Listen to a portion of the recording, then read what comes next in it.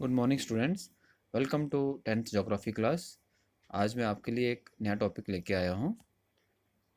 Topic है multipurpose river projects and rain water harvesting. जो third chapter water resources का ही आगे सब टॉपिक हैं, जिसमें हम दो टॉपिक कवर करने वाले हैं, एक मल्टीपर्पज़ रिवर प्रोजेक्ट्स और रेन वाटर हार्वेस्टिंग। इस वीडियो को लास्ट तक देखें। अगर कुछ पॉइंट्स डाउट क्लियर ना हो तो एक इसको दोबारा देखें अपने डाउट्स क्लियर करने के लिए।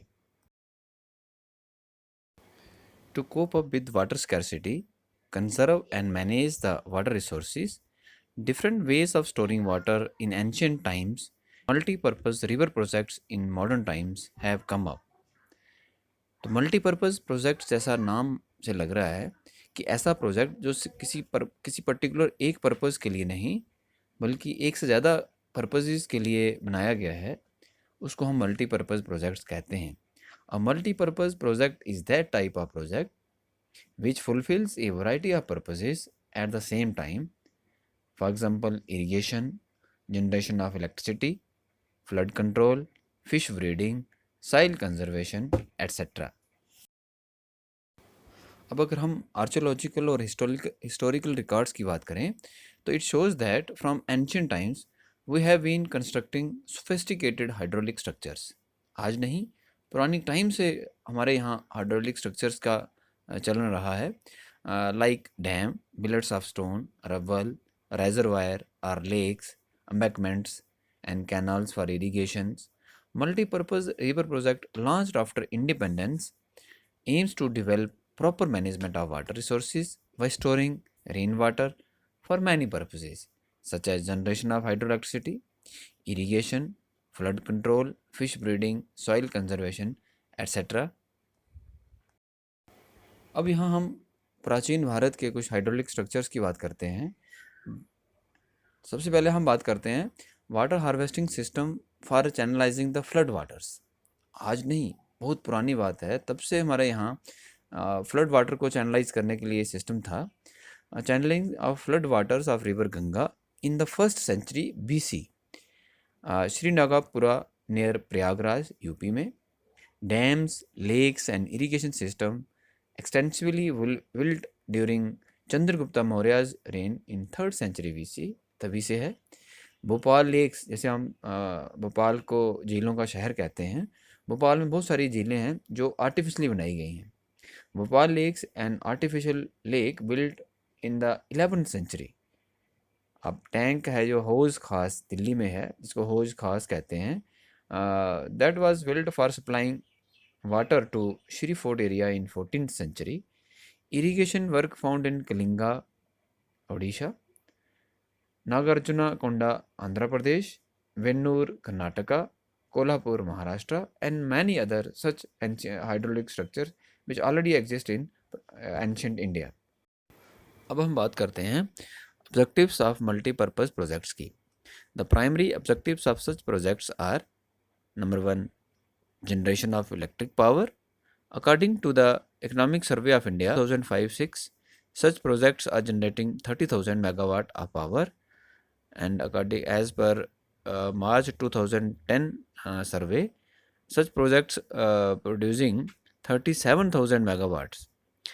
Then soil conservation की अगर हम बात करें तो these projects conserve soil by slowing down the speed of river water. Flood control, these projects control floods by storing excess water in their reservoirs. Irrigation is one of the objectives of multipurpose projects. Irrigation, during the dry season, the stored water can be used to irrigate the fields. Afforestation, which is more important, trees are systematically planted around reservoirs, thus helping in preserving the natural ecosystem as well as wildlife. Fisheries, these projects provide controlled conditions for breeding of fish. Water navigation की अगर हम बात करें तो these projects provide for inland water navigation through the main river as well as associated canals. Tourism की बात करें अगर हम, टूरिज्म भी एक मल्टीपर्पज़ प्रोजेक्ट्स का एक ऑब्जेक्टिव्स है. The reservoirs also act as tourist attraction where boating etcetera can be done by the people. अब बात करते हैं हम adverse effect and limitations of multipurpose projects की.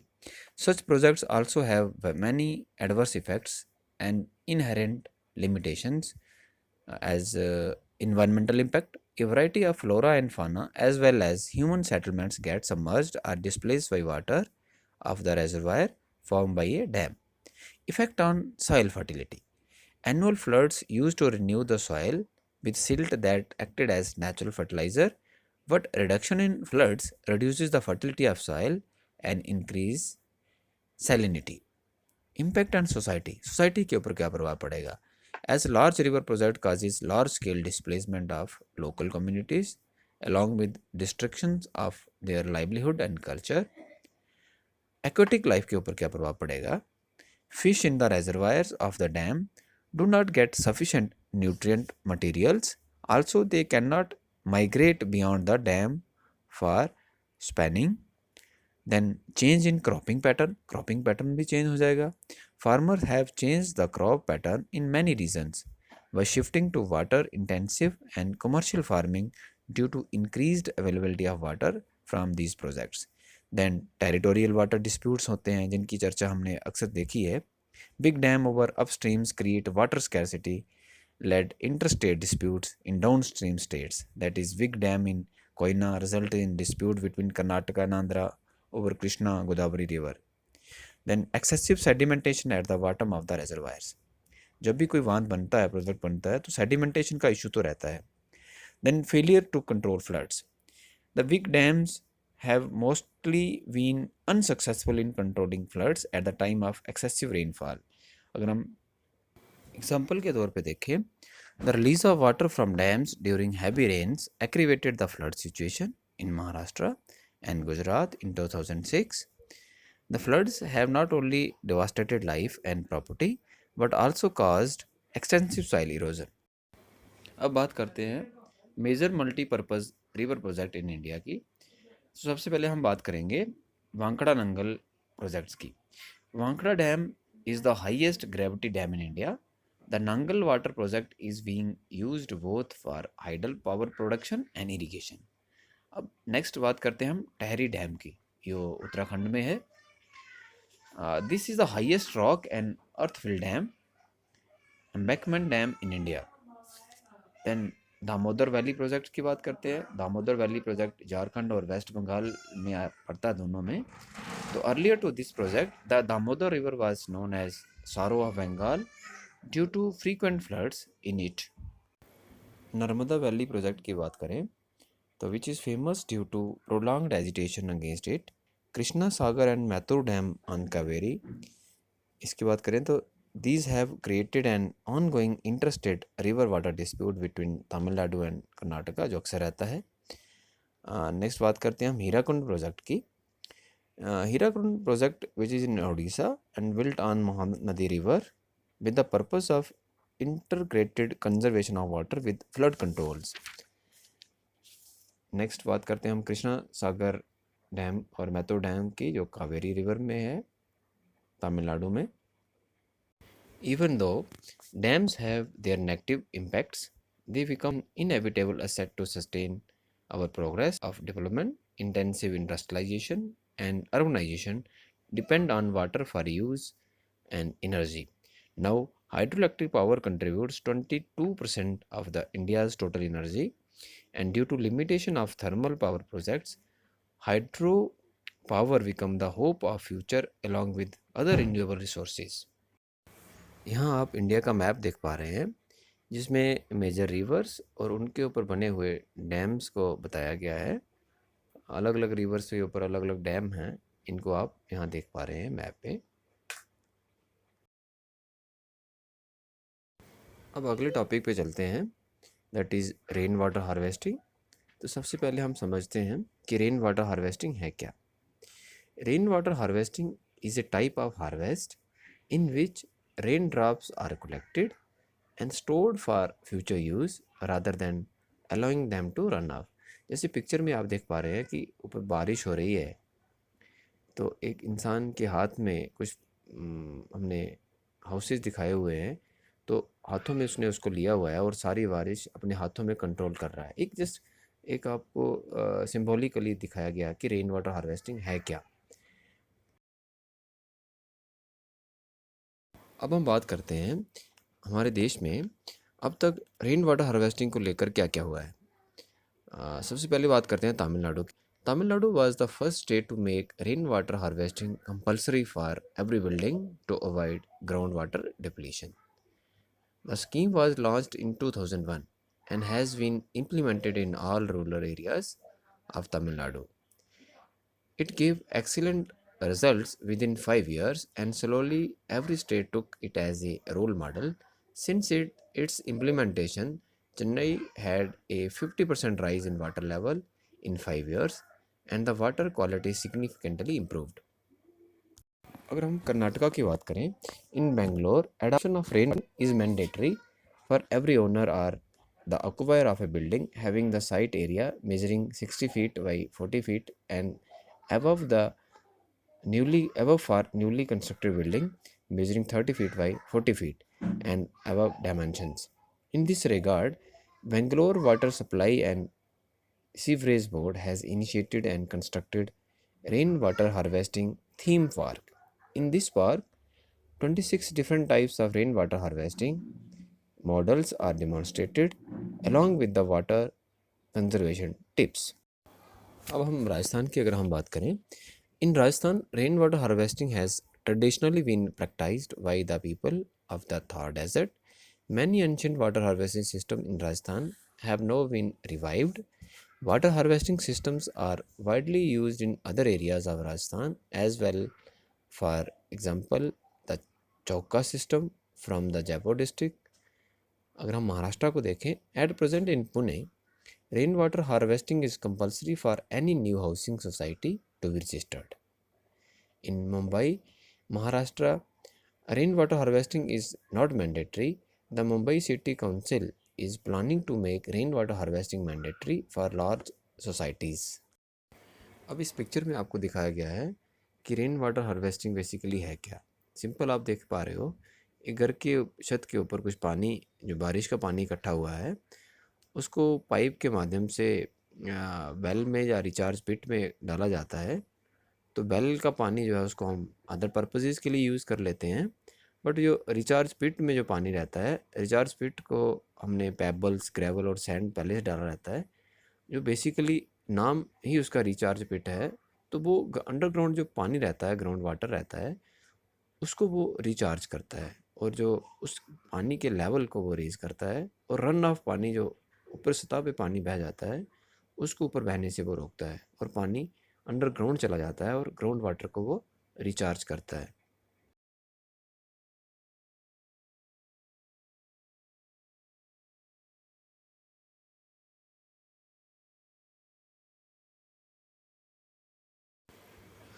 अब यहाँ हम देख पा रहे हैं, due to increasing problems resulting from multipurpose river, water harvesting systems are an alternative for improvement in water availability. It does not harm the environment also. In India, there exists an extraordinary tradition of water harvesting system. Keeping in mind the climatic conditions and water needs, people had knowledge of rainfall system and technique to harvest groundwater, rainwater, river water and flood water. अब हम बात करते हैं rain water harvesting methods जो हमारे भारत में किए जाते हैं use. Some of the prominent rainwater harvesting methods in India are surface runoff harvesting and rooftop rainwater harvesting. सबसे पहले हम बात करेंगे surface runoff harvesting की.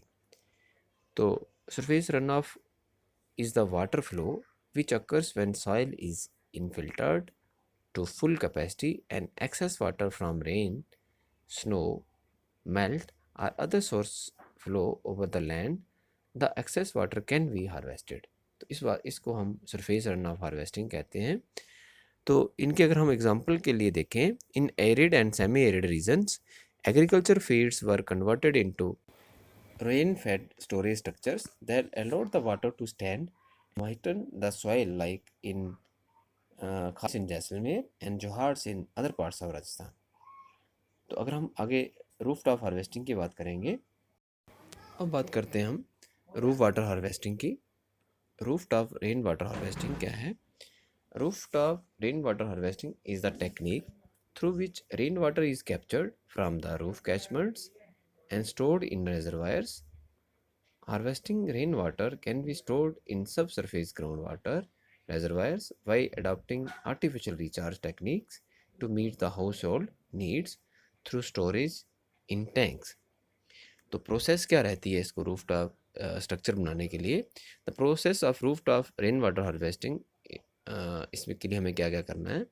सबसे पहले देखना है कि rain water falling on the roof is collected through PVC pipes, then the collector water is filtered by passing it through a layer of sand and bricks. Then filter water is then collected through the underground pipes in a sump. Excess water in the sump is then collected in the well that gets recharged with fresh water. ये एक इसकी process रहती है। तो main हमने दो systems की बात की, दो मेथड्स की बात की। इसके अलावा भी रेन वाटर हार्वेस्टिंग के कुछ मेथड्स हैं जिनमें टैंक्स हैं, इंडोनेशियन चैनल्स हैं, गुलजार कूल्स हैं, बैम्बू ड्रिप इरिगेशन सिस्टम है। इन सब सिस्टम से रेन वाटर हार्वेस्टिंग हमारे देश में की जाती है। अब बात करते हैं हम advantages of rain water harvesting की। Rain water harvesting has many advantages like it provides self-sufficiency in water supply, provides high quality water, soft and low in minerals, reduce the cost of pumping of groundwater, boosts groundwater recharge, reduces soil erosions. It is less expensive and easy to construct, operate and maintain, preferred on island due to scarcity of fresh water. Rainwater harvest is considered as of natural water, a major source of drinking water. The stored water is a reliable source of water when other sources dry up. The water stored under the ground in tanks help in cooling basement rooms in the hot summer. It also helps in meeting our growing water needs. Nowadays, perennial Rajasthan Canal supplies plenty of water in the western Rajasthan, and consequently, the practice of rooftop rainwater harvesting is declining. In many parts of rural and urban India, rainwater harvesting successfully adapted to store and conserve rainwater. One such example is a remote village in Mysore, Karnataka, named Gandathur, that has installed about 200 rooftop rainwater harvesting system. Gandathur receives an annual precipitations of 1000 millimeter, and with 80% of collections efficiency and of about 10 fillings, every house can collect and use about 50,000 liters of water annually from the 20 houses. The net amount of rainwater harvesting amounts amounts to 1 lakh litre. यहाँ मैं आपको एक विशेष बात फिर से बताना चाहता हूँ, पहले भी हमने चर्चा की। Tamil Nadu is the first and the only state in India which has rooftop rainwater harvesting structure compulsory to all the houses across the state and punish the defaulters। ये बहुत बड़ी बात है, इसको हमें सबको समझना चाहिए कि रेन वाटर हार्वेस्टिंग कितना ज़्यादा ज़रूरी है। इस टॉपिक को क्लोज करते समय हम ये कह सकते हैं, to solve problem of water scarcity multi-purpose river projects are constructed to fulfill a variety of purposes like generation of hydroelectricity, irrigation, flood control, fish breeding, soil conservation, recreation, etc. And rainwater harvesting is considered a good alternative. It is a method to collect rainwater for reuse before it reaches the aquifers under the ground. Moreover, rainwater harvesting is essential for the country like India, where water scarcity and pollution are the important issues. तो हमें rain water harvesting करना आज बहुत ज़रूरी है, नहीं तो आने वाले समय में ये हमारे लिए मजबूरी बन जाएगा। आज ही हमें इस इम्पोर्टेंस को समझना होगा और समय रहते इसके ऊपर काम करना होगा। अंत में मैं यही कहूँगा कि आपने ध्यान से इस वीडियो को देखा, सुना। तो आप सबका बहुत धन्यवाद। थैंक्स। जय हिंद, जय भारत।